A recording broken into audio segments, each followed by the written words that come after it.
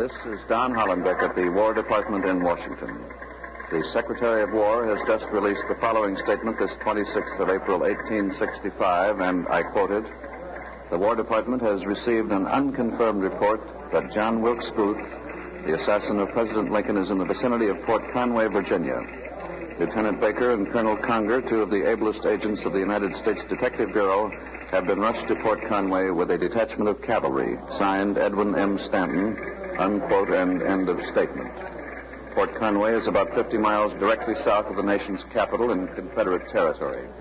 It's a small town on the north bank of the Rappahannock April 26, 1865. Port Conway has never Wanted, dead or alive, John Wilkes Booth. The most tragic manhunt in the history of the United States approaches its grim climax. CBS takes you back 84 years. The Civil War has ended. President Lincoln has been assassinated. North and South alike, shocked and appalled, wait for the capture of the man who killed him. Wait for the end of a bitter calamity. All things are as they were then, except for one thing. When CBS is there, You are there. you are there. Produced and directed by Robert Louis Cheon, is based on authentic historical fact and quotation. And now, Washington, a corridor in the War Department, and Don Hollenbeck. today, it may see the capture of the well-known actor who only 12 days ago stole into a box at Ford's Theater here in Washington, fired a ball into the head of President Lincoln, and escaped. John Daly and Ned Calmer are in the area of Port Conway. They've been covering the manhunt with a CBS mobile unit, and we expect to hear from them momentarily. There have been charges that the federal government has been lax in its efforts to capture Booth, charges that Lincoln's assassination is part of a conspiracy that reaches high into the government. In the face of those charges, Secretary Stanton and the entire War Department are exerting their utmost efforts to end this manhunt, and today may see the break they've been waiting for. Quincy Howe has had a chance to weigh the possibilities inherent in the report that John Wilkes Booth is in Port Conway, so here is Quincy Howe. Let me emphasize first that we have no confirmation yet for the report that John Wilkes Booth is in Port Conway, Virginia. During the past 12 days, we've had rumors that Booth was in Pennsylvania, that he was on board ship going to Europe, that he was in Maryland, in Canada, in Mexico, in fact, practically everywhere on the North American continent. But all these rumors, when nailed down, proved to be false, even fantastic. If, however, this report proves true, then the question arises, can Lieutenant Baker and Colonel Conger get to Port Conway in time to catch Booth? Never forget this. Booth is not standing still. He's desperate. He's on the move. The farther south he goes, the safer he becomes. Even suppose Baker and Conger do reach Port Conway before Booth gets out. Will they be able to capture him? Remember, they're in Confederate territory. Will a hostile population reveal Booth's whereabouts? And finally, how will these two detectives from the north stack up against the Confederate guerrillas? Although General Lee's army surrendered some days ago, many Confederate batteries have not yet stopped fighting. Mosby's brigade, for instance. Just a minute. John Daly and Ned Calmer are already in Port Conway, Virginia. Go ahead, Port Conway. This is John Daly. John Wilkes Booth is in this vicinity. He was here in Port Conway yesterday afternoon, may still be here now. Lieutenant Baker, the detective in charge of this searching party, told me that much a moment ago. Our CBS mobile unit is at the dock of the Port Conway ferry, and Lieutenant Baker is inside the ferryman's shack questioning him. Ned Calmer has been given permission to go inside, and the moment anything develops, he'll come out and tell us.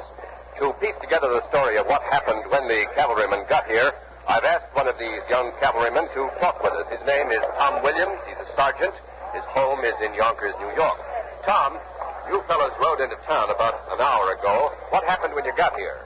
Well, as soon as we got in town, Lieutenant Baker and Colonel Conger started asking everybody we passed if they'd seen Booth anywhere around here. Nobody said they did. I don't know whether they were lying or not. But they just kept on stopping and asking people. And finally, down the road a ways, we stopped an old colored fella, and Lieutenant Baker showed him some pictures of Booth and the other fella, Harold, is supposed to be with him. And you mean Davy Harold, the stable boy who helped Booth escape from Washington? Yeah, Harold, that's him. And this old color fellow said he'd seen him and Booth here in Port Conway yesterday. He said Booth stopped and asked him if there was a ferry across the river, and he told him how to find it. Well, when we heard that, we rode up here to the ferry on the double. Well, Tom, what cavalry regiment is this that you're with? We're a detachment from the 16th New York. Did you volunteer for this mission? No, we were detailed. Any particular reason? I guess because we're sharpshooters. Oh, I see. Then are your orders to shoot Booth on sight? No, we'll shoot if we have to, but our orders are to try to take him alive. Do you think you're going to get him, Tom? Sure, we'll get him. Nobody can do what he did and get away with it. Well, Tom, if you fellas do capture Booth, do you think you'll get part of that $100,000 reward? I don't know about that. The only thing is we got to get him, that's all. All right, thank you, Tom. Sure. There's still no word as to what is happening inside that shack where they're questioning the man who runs the ferry. Here beside me now is another man here in Port Conway. He's Mr. Harry Murdoch. Mr. Murdoch, you're not a Virginian. You don't live here in Port Conway, do you? Oh, no, I'm a Yankee from Chicago. How do you happen to be here in Port Conway? Well, I just happened to be in the vicinity, and I heard the report that Booth was supposed to be around here, so I came to scout around. What do you think? Will they find Booth here? Well, I don't know. I really don't know. I have a hunch he's not around here. This whole thing is just another wild rumor. Oh? Yes, I've been trying to tell Lieutenant Baker that, but he won't pay any attention to me. Well, what do you do, Mr. Murdoch? Your occupation? I'm a private detective, Murdoch Bureau of Investigation. I see. 286 Wabash Avenue, Chicago. Yes, well, the government has complained that you private detectives have been giving them false clues and wrong leads to deliberately throw them off Booth's trail. Oh, that's not true. Oh, there may be one or two unscrupulous operators in the field, so it's a case of the innocent being condemned to the guilty. Well, I don't suppose, Mr. Murdoch, that with $100,000 reward at stake, you'd mind getting Booth first, would you? Why, sure, that's only natural. But I'm trying to do everything I can to help the government. Uh-huh. I'm sincere about this. That's why I've been trying to tell Lieutenant Baker that he won't find Booth in this neck of the woods. Well, Mr. Murdoch, where do you think Booth is hiding? There's no doubt about it. He's over in Lower Maryland. He could hide in that swampland for years, and they'd never find him. Well, if you think Booth is in Maryland, what are you doing here? Oh, as a matter of fact, I'm on my way to Maryland. I'm just passing through. I see. I saw the cavalry ride in, and I don't want them to lose time here when they could be somewhere else. Yes. See, I'm a very sincere... Excuse me, Mr. Murdoch. Excuse me, Mr. Murdoch. Excuse me. They're coming out of the Ferryman shack. One or two of the soldiers have just come out. And here come Baker and Conger. They have the ferryman with them. Baker has his revolver jammed into the ferryman's back. Lieutenant Doherty has called in the sentries. He's ordered the men to get ready to move on. Here's Ned Calmer. Wilkes Booth is not here in Port Conway. He's somewhere across the river. He's heading south toward a town called Bowling Green. The ferryman here, his name is Rollins, took Booth and Harold across the river late yesterday afternoon. The ferryman said that two Confederate soldiers crossed with Booth and Harold, and he said he heard the actor boast to the soldiers that he had assassinated President Lincoln. The ferryman also revealed that Booth must have hurt his leg. He's hobbling on a homemade crutch. His leg is wrapped in an old muddy bandage. Also, Booth has shaved off his mustache. Lieutenant Baker got this information from the ferryman at the point of a clock. And now the cavalrymen are going to cross the river. They're getting their horses aboard the ferry boat. They're going after Booth in the direction of Bowling Green, and John Daly and I are going with them. So now back to Don Hollenbeck in Washington. And so the manhunt goes on. Lieutenant Baker has definitely picked up Booth's trail now, but Booth is 24 hours ahead of the cavalry. And the question is whether Booth is in Bowling Green now, and if he is, why? There's perhaps one person in the country who might know the answer to those questions. Doug Edwards is with him in New York, so over to Doug Edwards. I'm in the home of the distinguished actor, Mr. Edwin Booth, here in East 19th Street, New York. Mr. Edwin Booth is a brother of the hunted John Wilkes Booth. Mr. Booth, before any questions are put to you, is there anything you'd like to say? Mr. Edwards, when a nation is overwhelmed with sorrow by a great public calamity, the mention of personal grief would, under ordinary circumstances, be an intrusion. But under those by which I am surrounded, I hope that a word from me will not be so regarded. It has pleased God to lay at the door of my afflicted family the blood of our deservedly popular president. Crushed to earth by this dreadful event, I am sensible that other mourners are in the land. To them, one and all, go forth our deep, unutterable sympathy, our abhorrence and detestation of this most foul and atrocious crime. Mr. Booth, do you know of any special reason why your brother should go to Bowling Green? I don't know, Mr. Edwards. John was very popular wherever he played in the South. He had many friends there. But I know of no reason for him to go to Bowling Green, except the hope that some of his Confederate friends might offer him sanctuary. Mr. Booth, would you tell us something about your brother? Many of us have seen him in the theater, but what is he like off the stage? John was a wild, scatterbrained sort of boy, quite impulsive and theatrical. John is vain, self-conscious, too handsome for his own good, hot-tempered. Yet I've known him to be kind, gentle, full of fun, and I was happy that he was my brother. He was always his mother's darling, and this has crushed her heart and spirit. Mr. Booth, do you have any idea why your brother killed President Lincoln?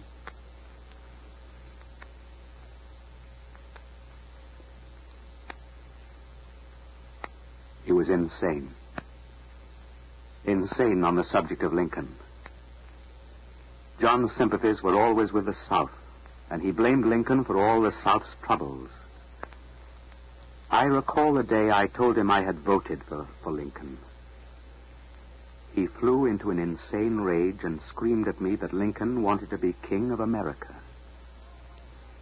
I imagine that the news of Lee's surrender drove his mind beyond the limits of reason. Mr. Booth, somewhere in Virginia, at this very moment, they may be capturing your brother. Have you any comment to make? I am sure that God will not permit him to go unpunished.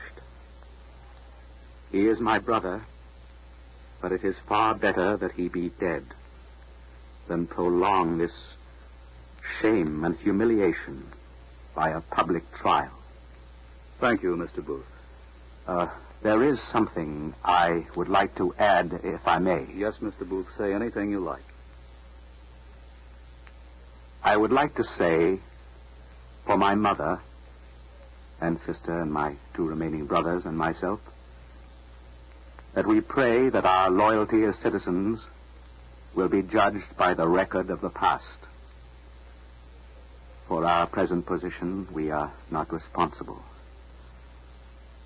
For the future, I shall carry a heavy heart, an oppressed memory, and a wounded name. Dreadful burdens. To a too welcome grave. Thank you, Mr. Edwin Booth. You mentioned that there are other mourners in the land. Some of them, at this moment, are in Little Falls, New York, waiting for the lonesome train, the train carrying the late President Lincoln to his last resting place in Springfield, Illinois. Ken Roberts has been on that train since it began its sad journey. We take you to him now aboard the lonesome train at Little Falls, New York.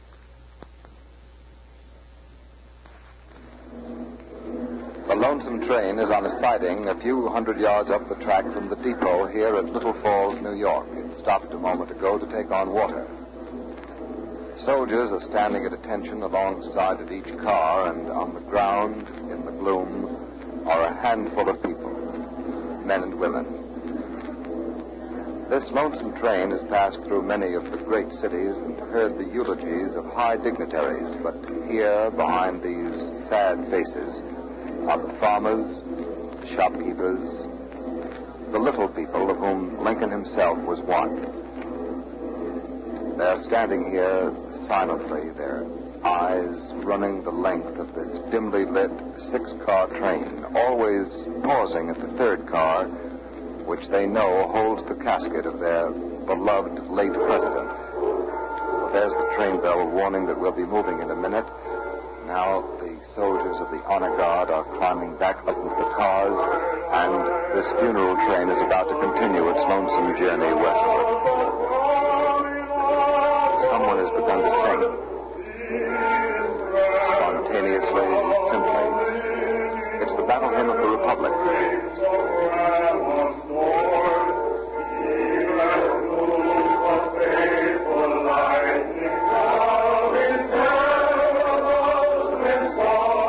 Now others are joining in.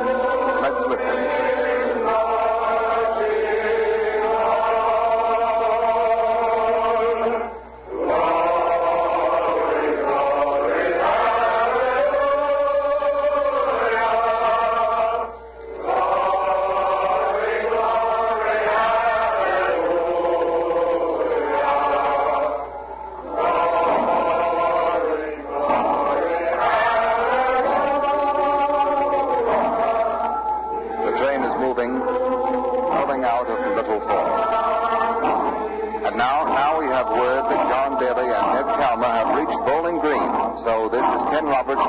CBS mobile unit in Virginia. This is Ned Calmer. Lieutenant Baker and the cavalry detachment rode into Bowling Green 20 minutes ago. They found out that one of the Confederate soldiers who came across the Fort Conway ferry with Booth is here at the town hotel now. The soldier's name is Willie Jett. Booth and Harold may be with him. We're outside the hotel now waiting. John Daly is inside with Lieutenant Baker. The cavalry have the hotel completely surrounded. And now some of the townsfolk of Bowling Green have wandered up here to the hotel to see what's going on. Most of them have just put on a coat or a pair of pants over their nightcoats. Here's John Daly coming out again. I'll turn the microphone over to him. Booth is not here. He may be at a place called Garrett's Farm, a few miles up the road. The farm we passed on the way down here to Bowling Green. Lieutenant Baker got that information out of Willie Jett, who is here at the hotel. Jett said he left Booth and Davy Harold at Garrett's Farm last night. Lieutenant Baker has placed Jett under arrest. He's being taken along to point out the Garrett Farm. We're going there now, so back to Don Hollenbeck in Washington. It begins to appear that Booth is getting help from some Southerners, and the big question now is the attitude of the entire South. How far will it go to help Booth escape?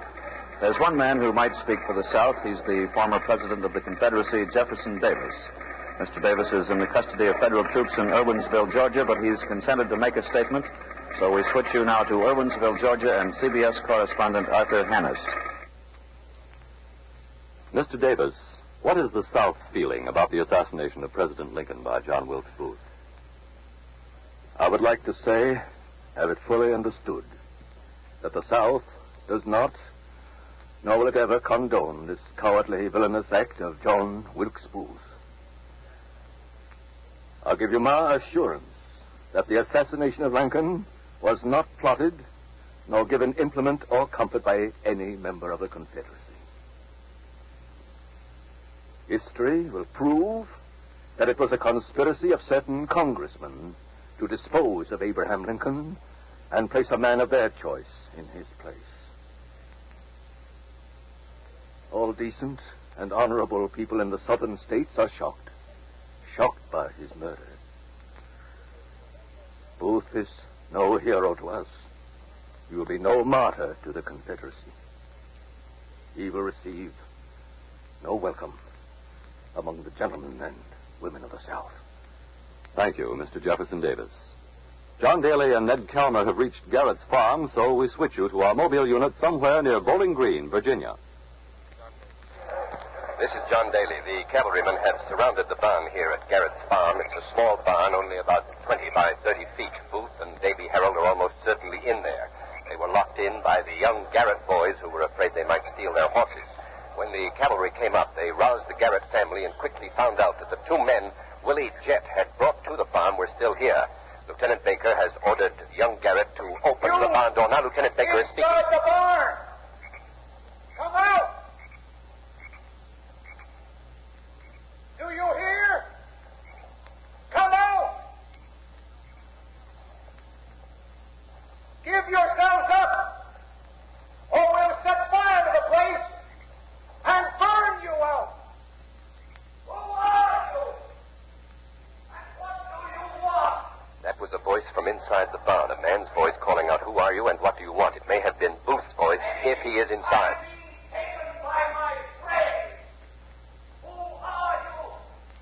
Makes no difference who we are. We have 50 armed men here. You have no chance to escape. Captain, there is a boy in here who wants to come out. Tell him to come out.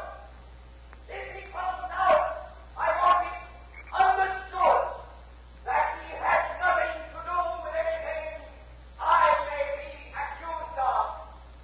Tell him to hand his weapons out the door and then come out. The weapons are mine, and I'm going to keep them. It certainly seems to be Booth in there. The boy coming out must be Davy Harold, the boy who's been with Booth on this mad flight. A barn door is opening now, slowly. I can't see anyone yet. Yes, now someone is stepping out. Two soldiers have grabbed him. They're bringing him up here to Lieutenant Baker. He's just a boy. Can't be more than 19. He seems to be giggling strangely and fumbling. Colonel Conger, who is it? Is it Harold? It's Harold, all right. Booth is probably still in the barn. Is Booth in the barn there with you? Yes, but I didn't do nothing. Honest, I always liked Mr. Lincoln's jokes. Honest, I swear I didn't do nothing. Take him over there by the house. If he moves, shoot. Move! Move! As you can hear, Baker is calling into the barn again, and for the first time he has addressed Booth by name. We know you're in there. Come out and surrender. This is a hard situation. I have played. Give me a chance. Take your men 20 yards away, and I'll come out and fight your whole time. We didn't come here to fight. We came to take you prisoner. Come out and give yourself up. Give me time. Time to think it over. I'll give you 1 minute. Starting now. Baker has just turned to confer with Colonel Conger. They're evidently going to wait out the minute, all right. Ned Calmer is over on the other side of the barn. Ned, have you anything to report? Just this, John. A little while ago, I talked with Mrs. Garrett and her 2 daughters back at the house, and they told me they didn't know it was Booth who was here. They said, in fact, that when the 2 men came here yesterday with Willie Jett, they gave the false names of Boyd and Herrick. They told the Garretts they were Confederate soldiers on their way home from a Yankee prison camp. And now back to you, John.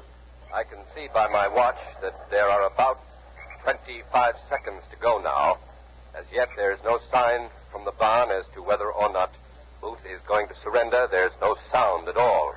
He hasn't much time to decide. Just about 15 seconds left, and if he doesn't come out, Lieutenant Baker is going to set fire to the barn, and of course, in that case, John Wilkes Booth will have an even more terrible choice: surrender or burn to death. There's Booth.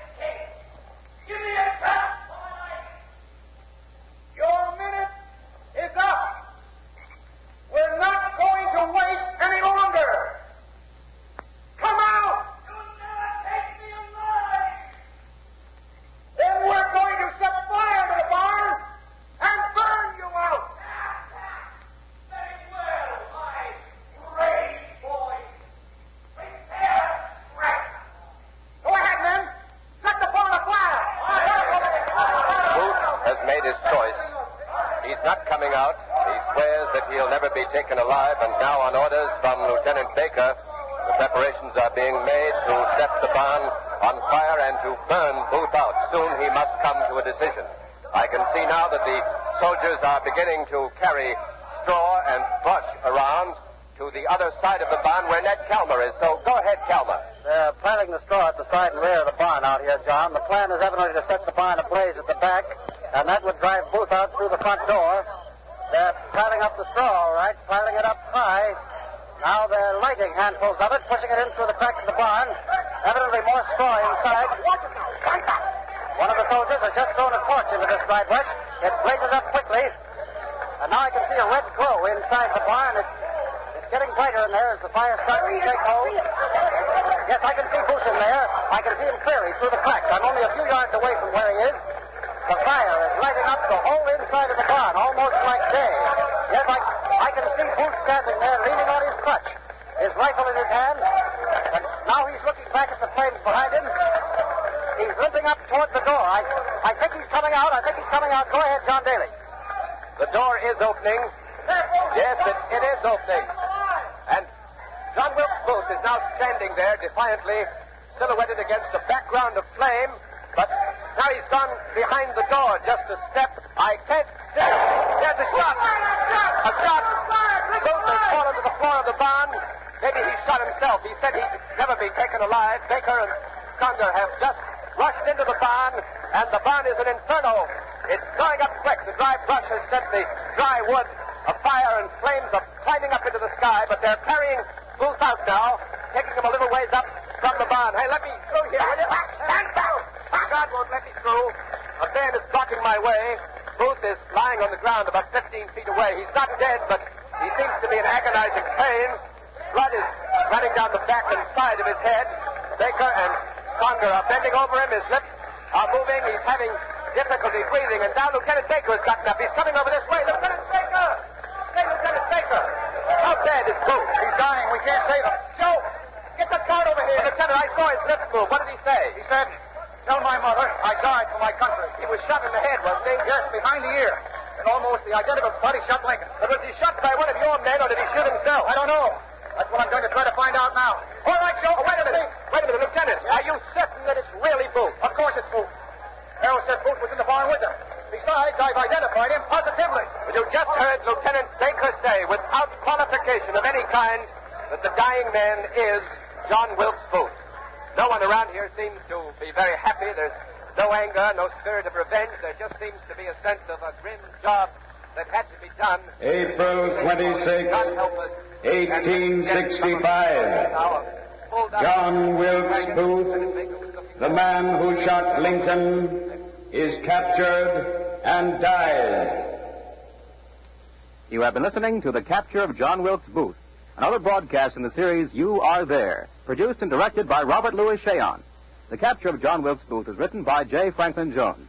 Edwin Booth was played by Richard Waring, John Wilkes Booth by Stott Scotsworth, and the cast included John Sylvester, Raymond Edward Johnson, Charles Webster, Matt Crowley, Guy Sorrell, James Dobson, and others.